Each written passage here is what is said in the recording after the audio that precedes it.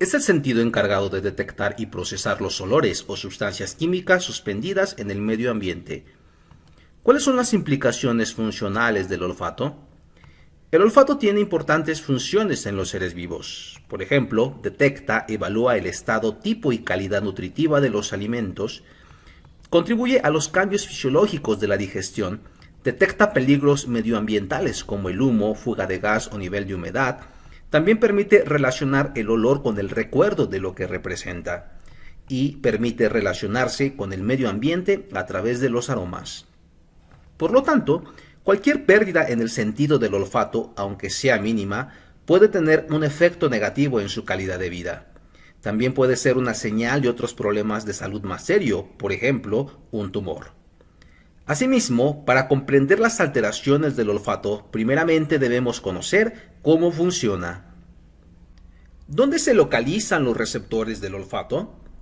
Los receptores del olfato se localizan en las fosas nasales, las cuales son dos cavidades separadas por un delgado tabique sagital que comunica con el exterior por los orificios nasales o narinas para la entrada y salida de aire. Detrás de cada narina aparece un pequeño espacio llamado vestíbulo nasal, cuyas paredes internas presentan unos pelos gruesos llamados vibrisas. En el límite posterior de las fosas nasales, otros dos orificios, llamados coanas, desembocan en la nasofaringe, sirviendo de comunicación con el resto del aparato respiratorio.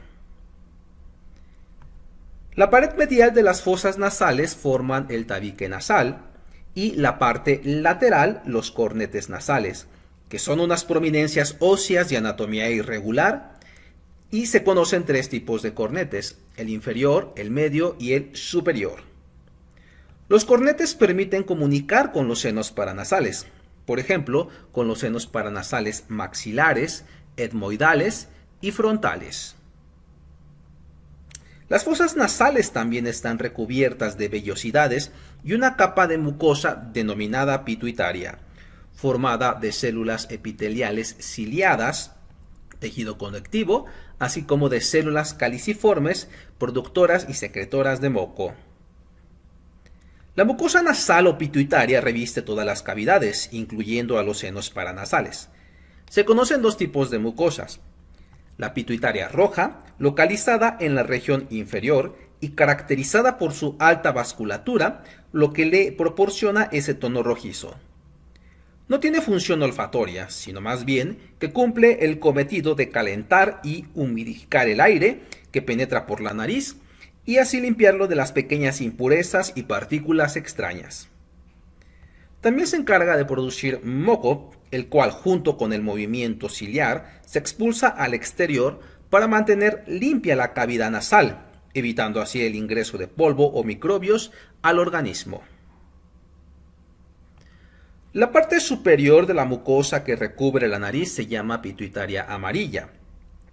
Y aquí se encuentra la región responsable del sentido del olfato, debido a que las células especializadas que contienen los receptores olfativos predominan en esta región.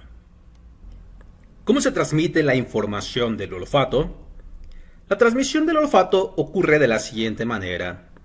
Primeramente, las moléculas de olor en forma de vapor que están flotando en el aire llegan a la mucosa o pituitaria amarilla para estimular a los receptores sensoriales. Posteriormente, las neuronas del olfato transmiten la información a los bulbos olfatorios que se encuentran en la parte de atrás de la nariz, descansando sobre el hueso etmoides. Aquí les muestro una amplificación de un bulbo olfatorio, así como las neuronas receptivas que transmiten la información hacia las neuronas del bulbo olfatorio. De antemano, los receptores de los bulbos olfatorios son en realidad una parte del cerebro. Posteriormente, la información se va a enviar a través del nervio olfatorio o primer par craneal. Este nervio envía información hacia la corteza olfativa en el lóbulo temporal, sin pasar por el tálamo. En el lóbulo temporal se divide en dos vías denominadas primitivas. La primera corresponde al área olfativa medial y la segunda al área olfativa lateral, o también denominada vía antigua. La vía olfativa medial conecta con el hipotálamo y posteriormente con el tallo cerebral, particularmente con la formación reticular y el núcleo motor dorsal del vago. Participa en las respuestas autonómicas a los aromas, por ejemplo, la secreción de jugos gástricos cuando percibimos los alimentos con el olfato. La vía olfativa lateral conecta con el hipocampo y la amígdala, así como con el lóbulo de la ínsula. Está implicada en la memoria olfativa y respuesta afectiva a los aromas. Una tercera vía denominada reciente conecta con el tálamo y posteriormente con la corteza orbitofrontal. Participa en la percepción consciente de los aromas, así como la asociación de los olores con las recompensas. ¿Qué trastornos puede presentar el olfato? Las personas con trastornos del olfato pueden sufrir una pérdida, disminución, distorsión o alucinación en la capacidad de oler.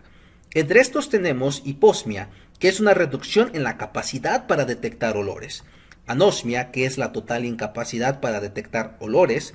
Parosmia, que constituye un cambio en la percepción normal de los olores. Por ejemplo, algo que normalmente le agradaba, de repente se vuelve desagradable.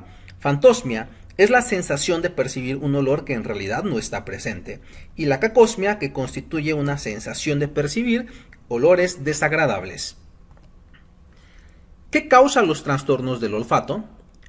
Los trastornos del olfato tienen muchas causas, algunas más evidentes que otras. Entre estas se encuentran la edad, por ejemplo el envejecimiento, las infecciones, como ejemplo la infección de los senos paranasales como la sinusitis, o de las vías respiratorias superiores como en el caso de la rinitis.